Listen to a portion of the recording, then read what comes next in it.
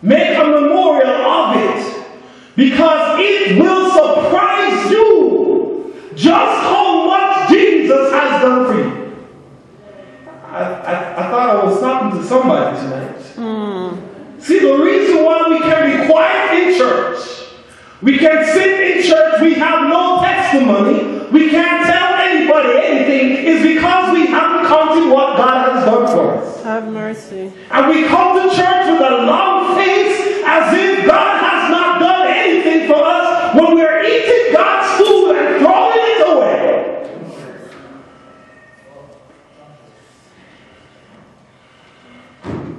Jesus says, pick it up.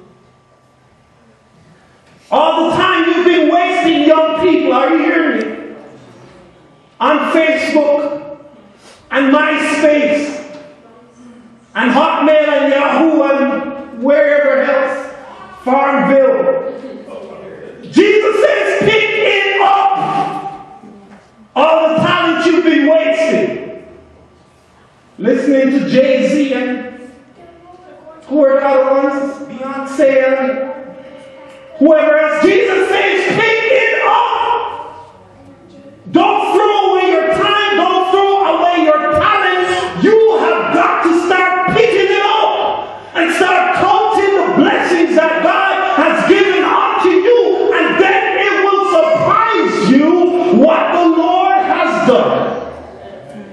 I'm telling you tonight that David had to count the blessings that God had blessed him to be able to defeat a lion, and then God had enabled him to defeat a bear, and that's how David was able to be a giant slayer. That's how David was able to kill Goliath, because he counted his blessings. Are you hearing me tonight? The Hebrew boys could count God's blessings in helping them with their diet and in giving them visions when nobody could find the answer. And that's why they could walk into a fiery furnace, 3 of them, and walk out 4.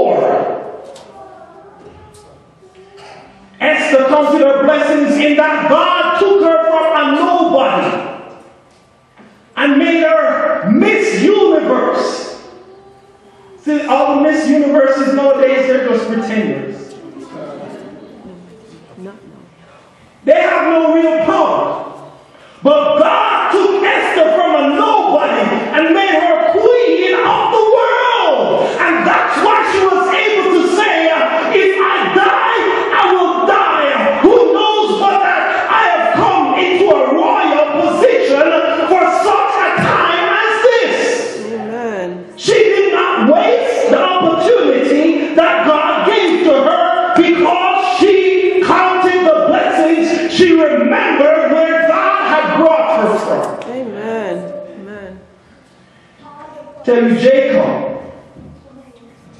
Jacob counted the blessings in that he had wrestled with God and won. And so he was not afraid to walk face to face and meet his brother Esau. Are you hearing me tonight? The woman with the alabaster box. See, this is the problem when you don't count your blessings. People will see you throw a $20 bill into the offering plate and they say to you, you're crazy. You're giving to God $20. You know how many Burger King's $20 in line? What has the Lord done for you that warrants you giving him $20?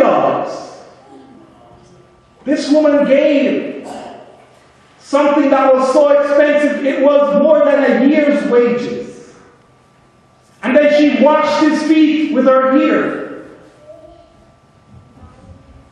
A lot of women nowadays, they wouldn't even bring their husbands a glass of water, much less to wash his feet. Much less to wash it with her hair, with her tears and drying with her hair. No, he ain't worth it. Don't say amen, ladies. But Jesus is worthy. Amen? Amen. When you count all the sins that he has forgiven you for, he is worthy. Amen. When you look back at where he has brought you from, he is worthy. Yes. When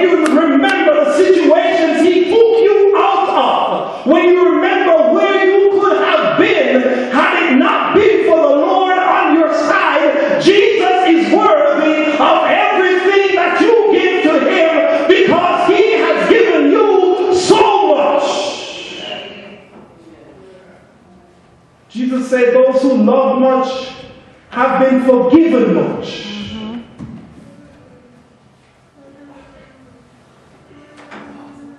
I'm closing tonight. How was Jesus able to overcome the devil? Temptation in Matthew chapter 4, I believe.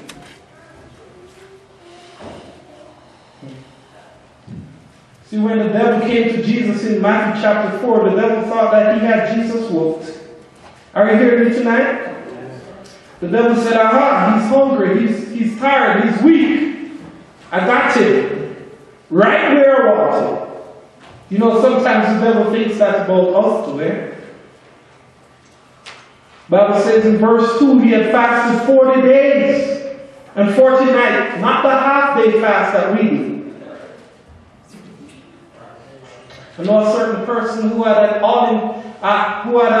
fast that was the person's fast was they added something to their diet.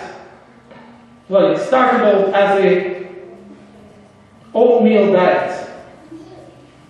Then I caught the person eating something else that wasn't oatmeal. And then the person switched and said it was an oatmeal inclusive diet. I mean, anything that was eaten was going to be eaten with oatmeal. I'm not going to identify or point to the person. Amen. Amen. I'm saying Jesus fasted for real. Amen. 40 days and 40 nights. Bible says afterwards he was anhungered. Bible didn't say afterwards he was hungry. It says he was anhungered. That must be old English for he was really, really, really hungry.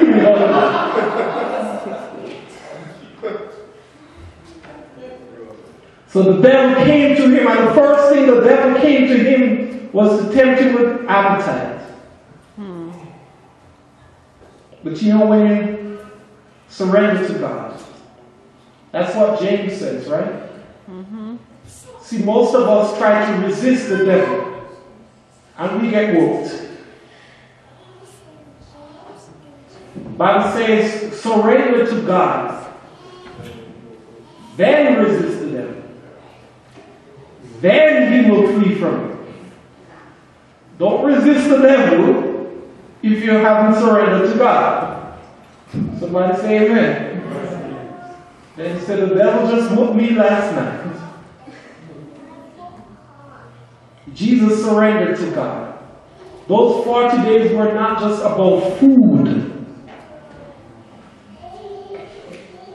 Jesus had given his will entirely to God. So when the devil came, Jesus could resist the devil in the power of the Lord because he surrendered to God. Amen.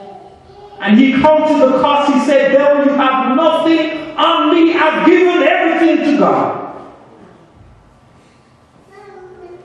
I've surrendered to him so I can resist you. Tonight I want to say, pick up the pieces. There's so much talent here tonight. There's so much blessings here tonight. So many testimonies here tonight. So many memorials here. God has brought some of us through danger.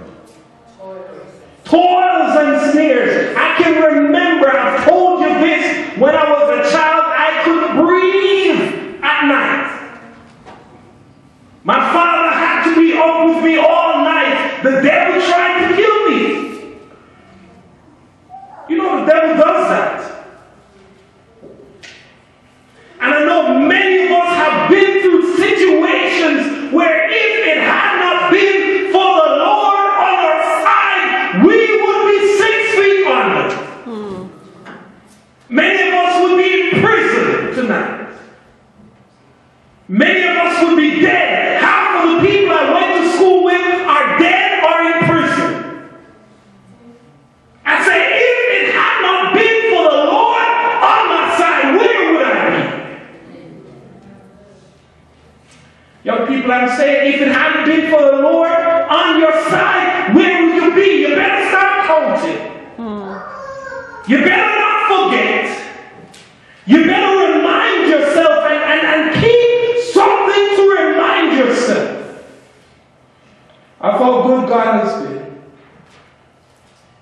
Don't eat God's blessing. Fall asleep and then leave. And pretend as if God has done nothing for you.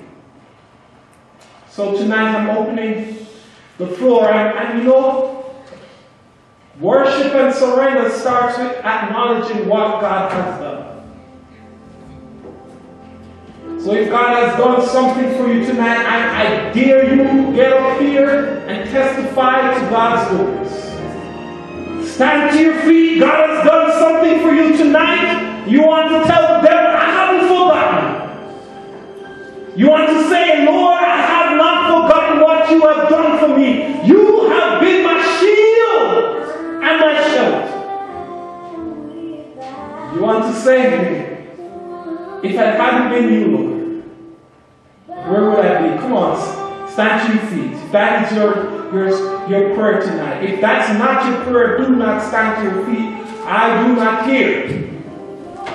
I will not be offended. But if you want to say, God has done so much for you, stand to your feet tonight. Don't sit.